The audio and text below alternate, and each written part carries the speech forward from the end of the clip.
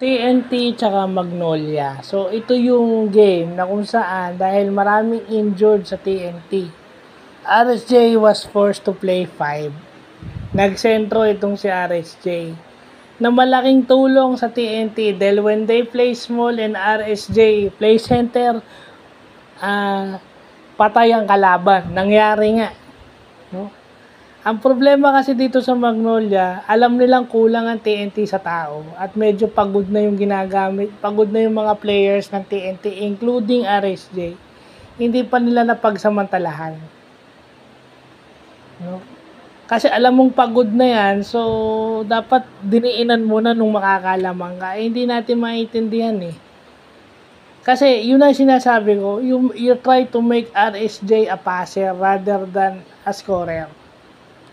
Kaso yun lang, when you make RSJ a passer, yung mga kakampi niya, when the shooters and other players of TNT is on rhythm to shoot or to run a pass break, mahirap din yun.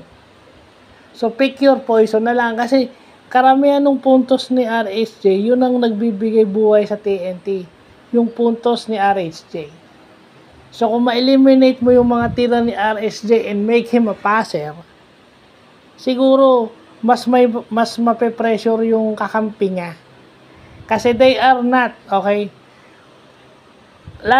Yung local, lagi nakatingin kay RSJ yan. Lagi nakatingin niya sa import to bail them out. So yun yung hindi na pagsamantalahan ng Magnolia. Bumalik yung Magnolia kasi may 4-point shot. Pero eventually, meron ng nakaalagwa na yung TNT. Meron na silang cushion na kahit may 4-point shot pa o may 3-point shot pa, may na sila napuhunan. Oh. Ang problema na ito sa team ng Magnolia, lagi silang on the verge. Pero pagdating sa dulo, doon sila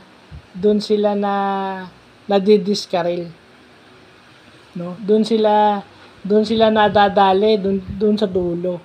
Yun ang nangyari doon. Ang pinakita lang sa highlights, third quarter, fourth quarter. So makikita mo, laging dulo yung problema ng Magnolia. So, yun lang po.